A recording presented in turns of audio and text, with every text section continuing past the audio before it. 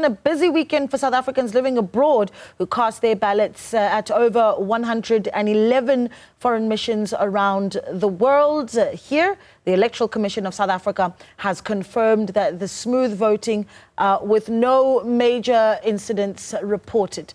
But let's now hear from an observer to hear if that's the truth. And we speak now to Mapule Mdlalose. She's an election observer with Groundwork Collective and joins us from the United Kingdom. Mapule, good morning to you and thank you so much for joining us. I think before we actually get into what the weekend looked like, Groundwork Collective and the role that it's been playing in the run-up to these elections?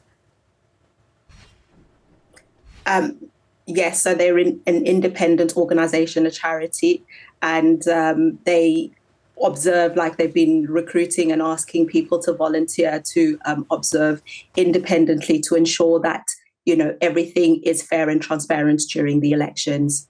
Yeah, I mean, our biggest mission was, of course, in London, where we had over 24,000 people set to vote over the weekend. This is now 24 of 70,000 around the globe. So London, very important place for South Africans living abroad. How do you rate how things went? Things went extremely well. I would not fault South Africans in London. I would not fault South African High Commission.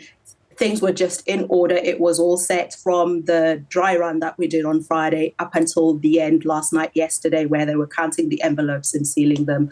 It was amazing. I'm not going to lie. The crowd, people came out in their numbers, standing. I mean, in the morning, it went smoothly on Saturday morning where people were just coming in, queuing up for about 2 hours, first like an hour and then 2 hours. During the day, midday, which was the longest queue wait, was about 3, 4, 5 hours.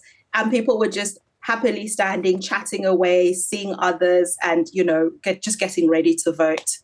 Yeah, I think what I observed certainly over the weekend and speaking to a few voters in different parts of the world actually was just the sense of patriotism. Some could argue that those living abroad may have been feeling the gees more so than what we do here at home, right? And someone telling me that they were wearing their Springbok jerseys in the queues as well. I mean, talk to me about that, about just the eagerness from them. So of that 24,000, I don't know if we have the numbers of how many came out to vote and what did that eagerness, if you will, look like? Yes. So firstly, with regards to your first question, yes, people were wearing their South African attires, like, as you say, rugby Springbok shirts. You know, they were wearing South African colours. They were wearing, I mean, some people had flags and it was just amazing. Honestly, it was really amazing. And yes, South Africans in the United Kingdom and, you know, abroad are still connected to South Africa. Either they still have families, they still have property. There is something that connects them. And they also, just because they're abroad or whichever country they are in, doesn't mean that they've completely left South Africa. They also want a good change for South Africa. So they come out here and, you know, they have the opportunity and they're excited about it and they definitely used it. As I said, you know, they came out in their numbers, coming out to obviously do justice and do the right thing to vote. And, you know, they felt empowered, which was great. And also they felt that they were included. They had the opportunity and not that because they were abroad, they don't have the possibility of the opportunity to vote. Yeah, I raise that because I hope that those that are watching here at home and, you know, still not sure about whether or not they'll go out to vote next week are encouraged by expats and how they've come out to vote. Now, let's talk about how the communication line has worked, because I think that's been a really interesting one, right? So not just the civic education, but also how South Africans living in London are able to keep up with the fast-paced political landscape here in South Africa. I mean, if you tune in to the news just on any day and then you miss a day, you've missed out on quite a bit when you see what all the political parties are doing. I wouldn't say that's necessarily like true because they are connected. I mean, yes, if we don't see the news live, you know, but otherwise there's always streams of media or like relatives or friends that are always sharing stuff and keeping people up to date.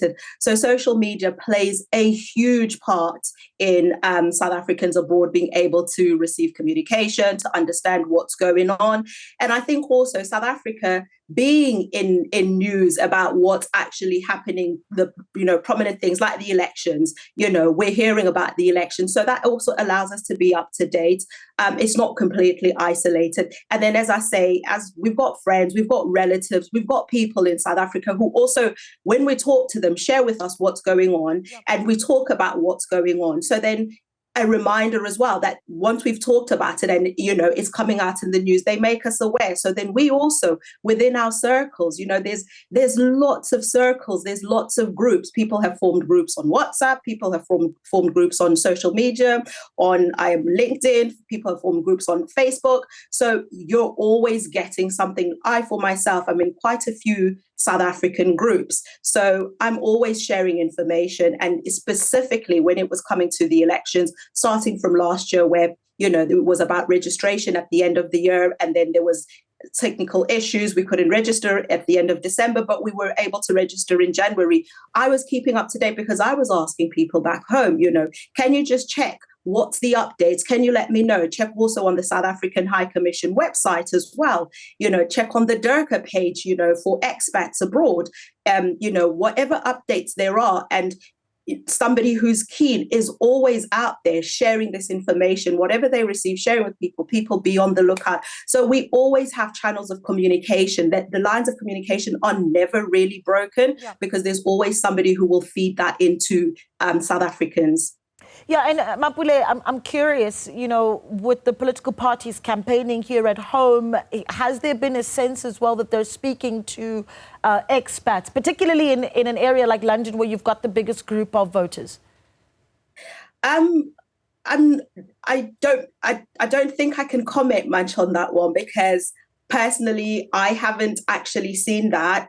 But that doesn't mean because I haven't seen it, it's not actually happening, number one. But number two, also, as there were elections this weekend, the brief was that the political parties can't really campaign because it might just feel a bit intimidating for people. However, people were recognizing their leaders, when they were standing in the queues, people were recognizing their parties, calling out to them, and them also coming around to speak to people, greet them, and, finding out how they are, acknowledging that some of them have come from far places. So there is that still connection, that they know who their leaders are and they were connecting and talking to them. But whether they were promoting the political parties and they were campaigning, I don't really know, so I wouldn't be able to actually comment on that. Sorry.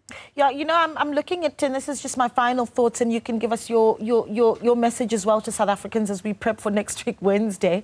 But I'm looking at the numbers. So in 2019, we had 20,000 voters across the world, now 70,000 in this elections. I mean, it's quite a big jump, and 24,000 of them in London, of course, as I mentioned. Is there a sense, and perhaps you can give us your view on it, that this is an important election, even for South Africans living abroad? I mean, we've been calling it the 1994 of 30 years later. Definitely, Naledi, definitely. There is this huge sense. People felt that they actually need to go out. It was almost like, this is my first time ever voting, and I'm going to use that opportunity.